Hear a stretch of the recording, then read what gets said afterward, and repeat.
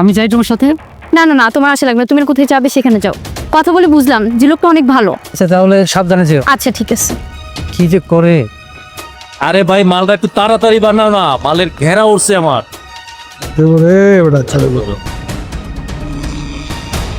ভাইয়া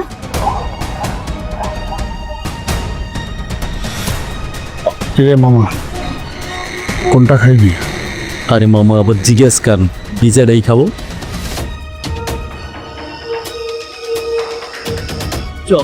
হয় জায়গা রেডি করছিস তো?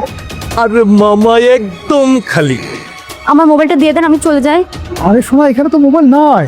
মোবাইল নিতে হলে তো জায়গা মতো যাইতে হইব। আচ্ছা ঠিক আছে ভাইয়া, মোবাইল আমার লাগবে না, আমাকে যেতে দেন। আচ্ছা আমি বলছি,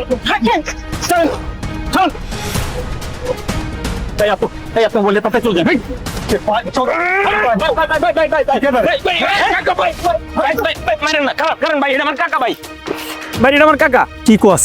এটা তোর কাকা? হ ভাই, এটা আমার কাকা। এই তুই এনে কি করস? তোরে দেখলাম ওই মহিলার ব্যাগ থেকে মোবাইল চুরি করে নিয়ে আসতে। তুই মোবাইল কেন চুরি করছস? কাকা আমি চুরি করতে চাই নাই, এরা আমারে বাধ্য করছে। এরা বাধ্য কোয়ালিটি চুরি করবি? হ্যাঁ?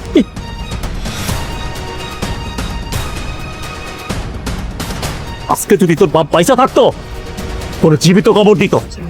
যা বাড়ি যা, বাড়ি যা।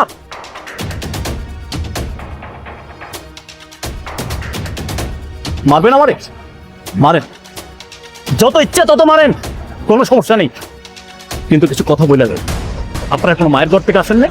আপনাদের কোনো মায়ের জন্ম দেয় নাই? আপনাদের ঘরে কোনো বোন নাই? আজকে বেটার জায়গায় যদি আপনাদের বোন থাকতো কি করতেন আপনারা? আরে ভাই, আপনাদের যদি এতই প্রয়োজন হয় আপনারা বিয়ে করে নেন না, একটার জায়গায় চারটা করেন, সমস্যা কি? নিরীহ মা বোনদের থেকে কেন নষ্ট করছে?